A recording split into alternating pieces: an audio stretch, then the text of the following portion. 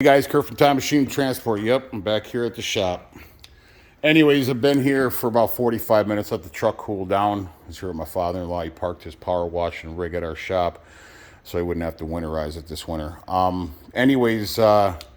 So I dropped the diesel fuel, or the fuel. Obviously, it's a diesel motor, so you got diesel fuel. But I cleared the reservoir. I drained it completely down. I have not one trace of coolant in my diesel, not one. So I'm thinking, because the guy over at the Petro in Portage, Wisconsin, where I just got the oil change, he said that I have coolant in my diesel fuel. And I'm like, I don't know how that's possible, man. So he's like, well, anyways, I think what happened was it was still in there from when Jesus screwed up the torquing down on the injectors. Remember, I showed you guys, if you don't know what I'm talking about, go back in my videos and you see how a mechanic screwed me by not torquing down the injector fork hold downs. He torqued them at 11 pounds. Anyways, I think because I didn't check my diesel.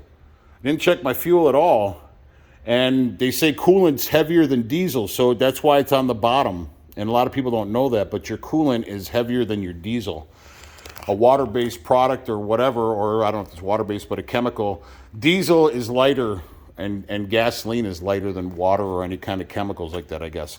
So that's why it's always at the bottom of your reservoir. So I drained the whole thing completely dry, and I put it in a clear container. Not one trace of coolant. So I'm at my wit's end. I don't know what the hell's going on here. So when I left Portage, Wisconsin, where they did the oil change, the guy topped off my coolant, and that's exactly where it was. Now, I went from Portage, Wisconsin to Burlington, Wisconsin, where our shop is, and it didn't budge.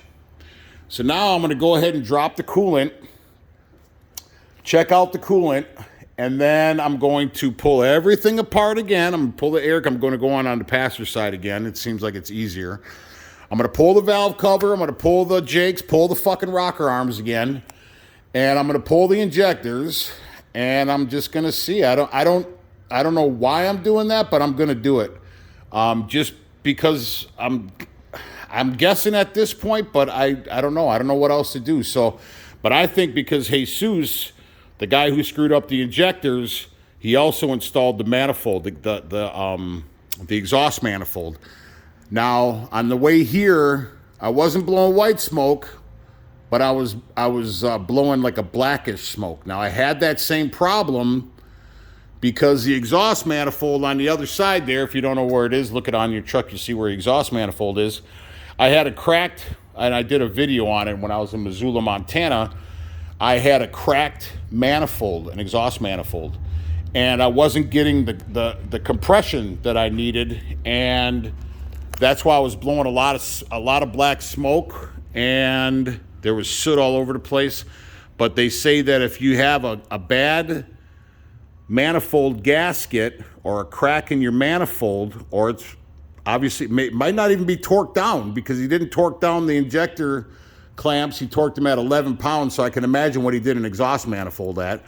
And also there's a torquing sequence on the exhaust manifold. So my guess is he did something wrong on the exhaust manifold, because I'm getting the same symptoms that I did when I had a cracked manifold. I hope my new manifold's not cracked. I'm going to be shitty. So I'm going to take everything apart again, and I can look at the exhaust manifold, and maybe I might take it off and clean it. I don't know if that's going to be. But it's really odd, because my truck is sounding louder than it normally is. My jake's pretty powerful. But I can hear, like, it sounds like there's something going on with the exhaust. It's louder than usual. And when it's under a load, I'm blowing black smoke. So I'm losing compression somewhere there, or a seal or something. So, but I just have to pull I got to pull the injectors, just because I don't know, I'm just curious like that. And I haven't told the broker yet that I'm not going to be able to deliver on Friday, but there's no shop over there by St. Charles, Minnesota, where I was at, or at the Petro, where they could actually do the work. So I'm like, I'm just going to come here to my shop. So, or I'm just going to have to give up the load. So, but anyway, so now I won't be able to deliver till Monday. But anyways, I'm just keeping you guys posted on what's going on. So I'll probably do a part 2, 3, 4 video or whatever once I find the problem, or if I adjust the problem, whatever Jesus did or did not do. So anyways, just letting you guys know, please like and subscribe to the channel. Ciao.